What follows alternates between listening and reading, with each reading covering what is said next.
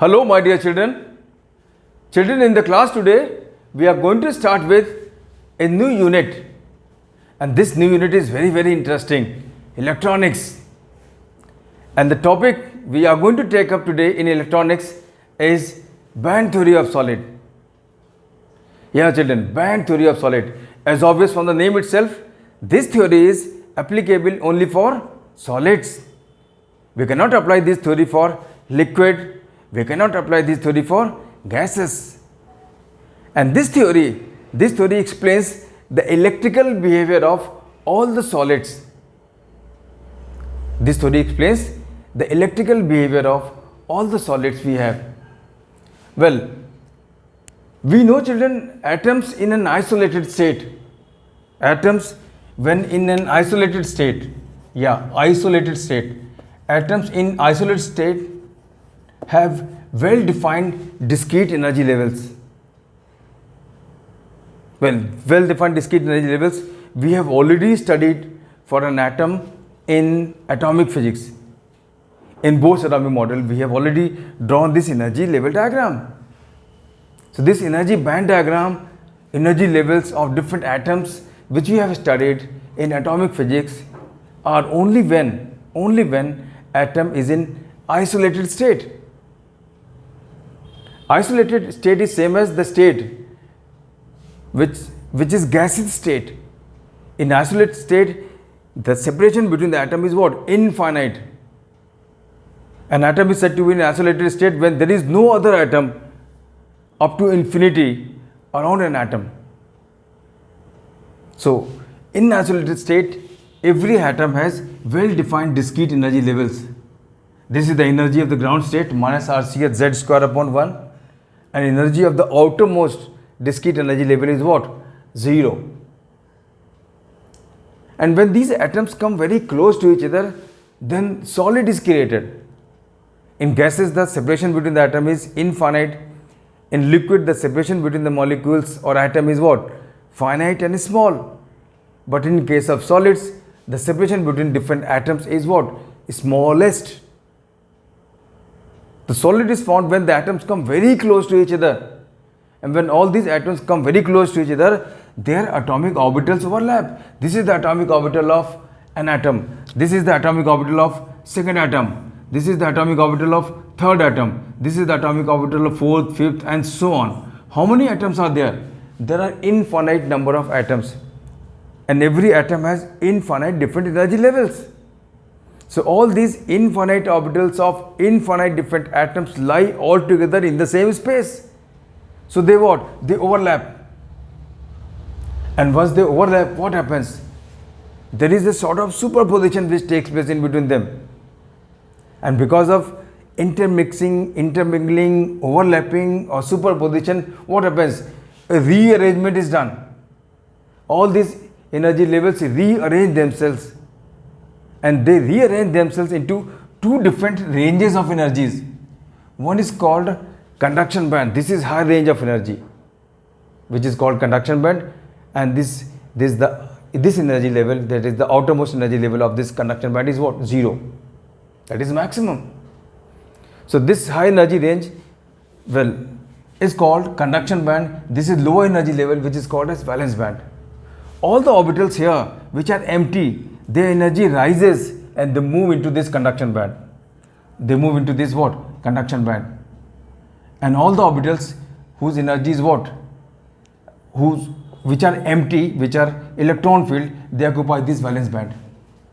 So this arrangement of orbitals into two different range of energy is the result of superposition of these atomic orbitals. And in between these two energy bands, there is a gap where there is no energy level. That is why this gap is called as forbidden energy gap. This gap is called as forbidden energy gap because in this orbital, in this range, no atomic orbitals lie.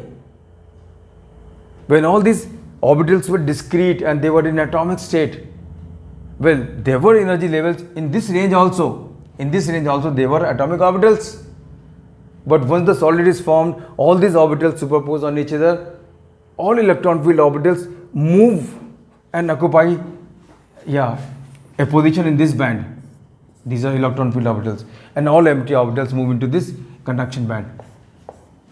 And in this particular range, which is energy gap, forward energy gap, there are no orbitals, though there were orbitals initially in this range also. As per band theory of solid, a solid has all its energy levels either in conduction band or in valence band.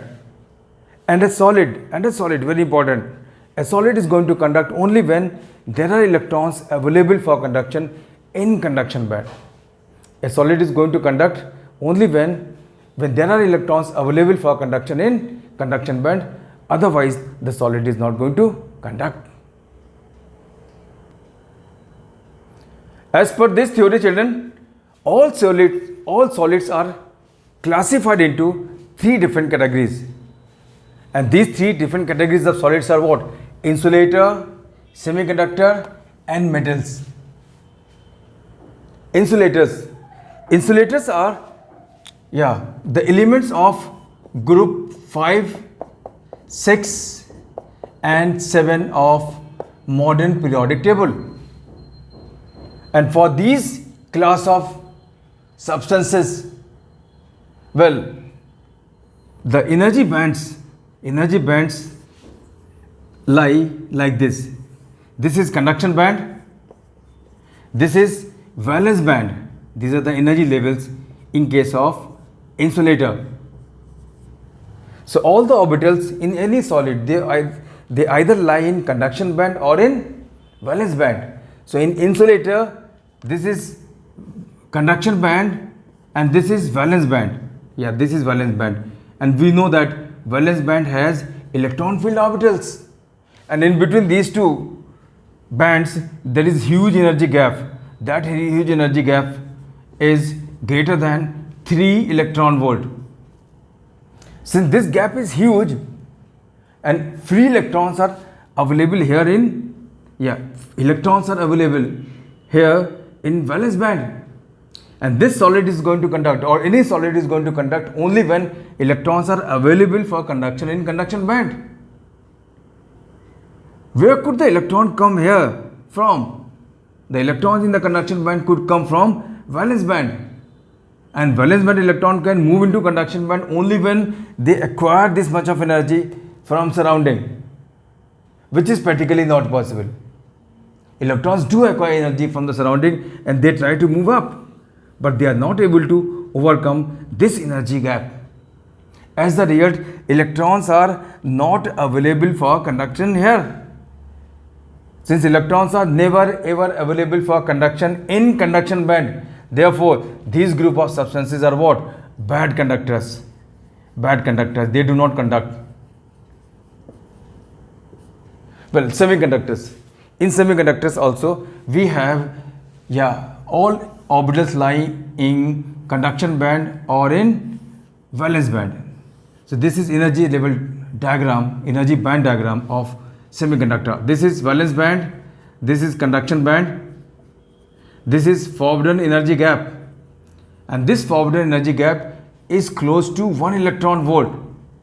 We already know that all electron filled orbitals lie in valence band and all empty orbitals are in conduction band.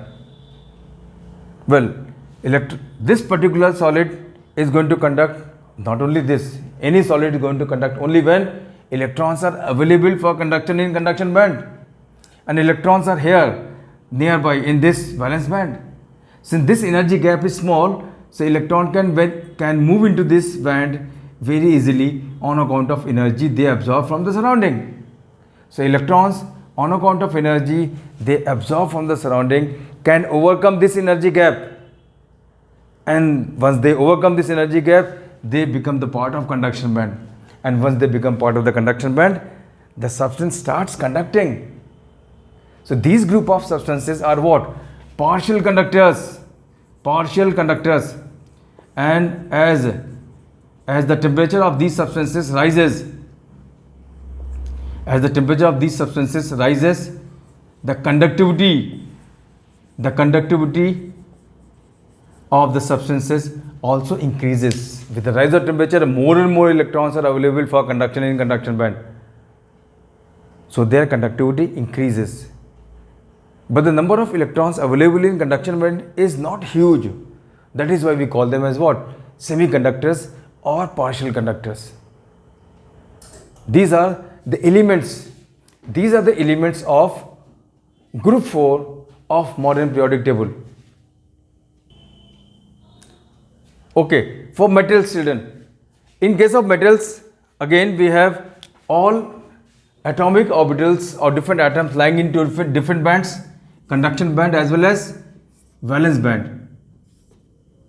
Yeah, this is valence band which has electrons, electron filled orbitals in it, and this is conduction band. And what do we see in this energy band diagram? What do we see is that there is no forbidden energy gap. Right from here to here is conduction band, and from here to here is what? Valence band. So CB, that is conduction band and valence band overlap. Since conduction band and valence band overlap, therefore electrons are of valence band, they are always part of conduction band. Therefore these group of substances are very good conductor of electricity. Free electrons are always available for conduction in this group of substances. And these substances, these group of elements are the elements of group 1, 2 and 3 of modern periodic table. These are the elements of group 4 of modern periodic table. These elements are what? Carbon, silicon, germanium, tin and lead. These are the elements of group 4 of modern periodic table, and they are semiconductors. And these are energy band diagrams of insulator, semiconductor and metal. In insulator, there is huge forbidden energy gap in between conduction and valence band. In semiconductor, the energy gap between conduction and valence band is small, and in case of metal, this energy gap doesn't exist as both the orbitals overlap.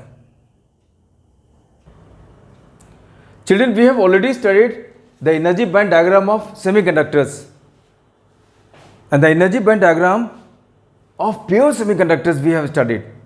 There is another class of semiconductors which we'll study in detail, and this semiconductor is called as extrinsic or impure semiconductors.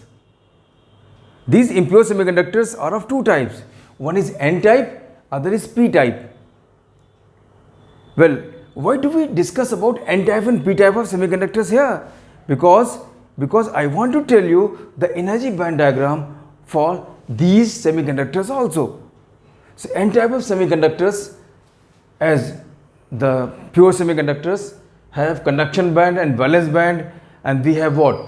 Forbidden energy gap, which is as usual very small, close to 1 electron volt. And in this forbidden energy gap,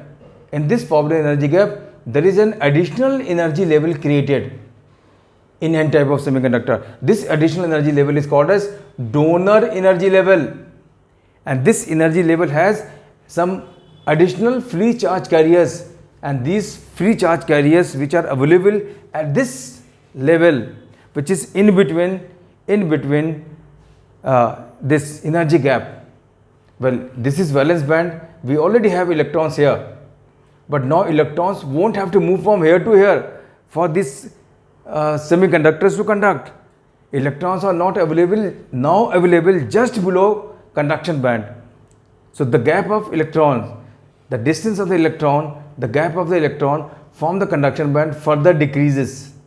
So it becomes easier for electrons to move from here to here than from here to here. So in N type of impure semiconductors, there is an additional energy level in forbidden energy gap, and in this additional energy level we have free charge carriers electrons, and we call this energy level as what? Donor energy level. So this is energy band diagram of N type of semiconductors. The other type of impure semiconductor is P type of semiconductor. There also we have conduction band, valence band, and in between we have forbidden energy gap, and in that forbidden energy gap we have here also an additional energy level. That additional energy level is called as acceptor energy level. And at this level we have some new type of charge carriers, and these type of charge carriers are called as holes. So what are these holes? We'll study in details. Or in fact, what are these n-type and p-type of semiconductors? That too we'll study in detail. Right now I have just told you the energy band diagram of n-type and p-type of semiconductors, as we have already studied the energy band diagram of all. So why should we leave these semiconductors? So this n-type and p-type has been brought before you just to discuss their energy band diagram.